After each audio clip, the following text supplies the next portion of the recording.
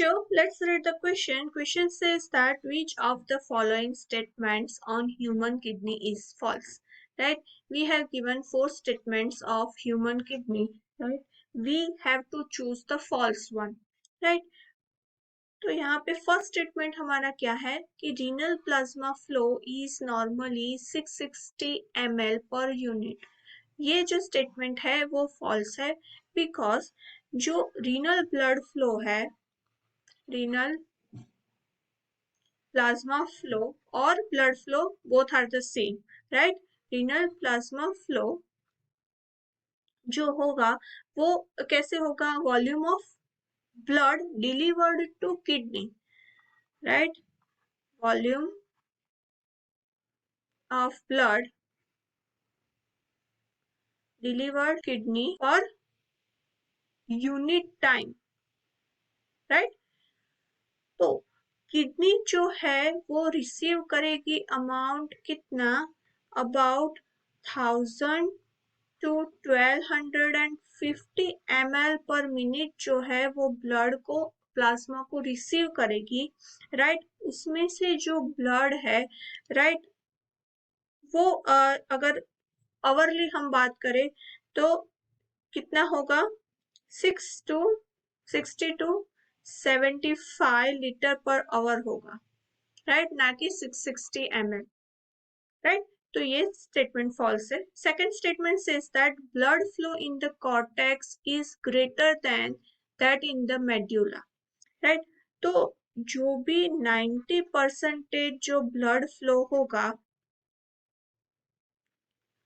Right, वो क्या enter कहाँ पे करेगा, किडनी में से, राइट? और कहाँ पे जाएगा, रीनल कॉर्टेक्स में जाएगा. कहाँ पे जाएगा, रीनल कॉर्टेक्स में जाएगा, राइट?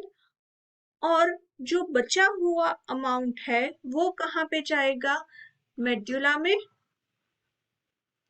और किडनी के जो भी अदर पार्ट्स है उसमें, अदर पार्ट्स में, राइट? यहाँ पे कौन सा होगा, बचा हुआ जाएगा मेड्यूला में. दैट्स वाई जो भी ब्लड फ्लो है वो कॉर्टेक्स में ज्यादा होगा मेड्यूला की कंपैरिजन में. तो ये करेक्ट है. She says that reabsorption of ions and water occurs mainly in the distal convoluted tubules. ये करेक्ट है.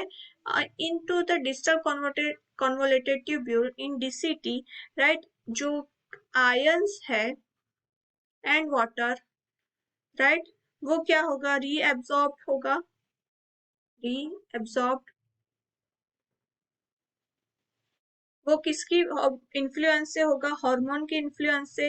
और यहाँ पे सिक्रीशन भी होगा किसका, यूरिया, यूरिक एसिड,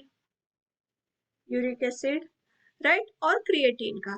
तो ये जो स्टेटमेंट है वो भी करेक्ट है.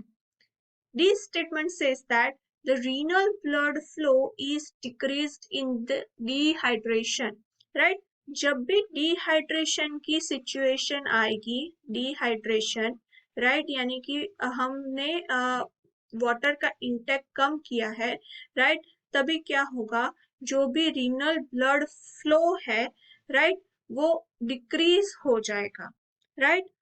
उसकी वजह से क्या होगा, अगर डिक्रीज हो गया तो जो वाटर एंड सॉल्ट का जो बैलेंस है वो कैसा रहेगा, एज इट इज रहेगा, राइट? और उसकी वजह से वाटर लॉस का जो प्रॉब्लम होगा वो नहीं होगा बॉडी के अंदर, राइट? तो डिहाइड्रेशन के टाइम पे आरबीएफ जो है वो डिक्रीज होगा. तो ये भी करेक्ट है. तो हमारा फॉल्स वाला जो है वो आएगा A. Hope you understood well. All the best. Thank you.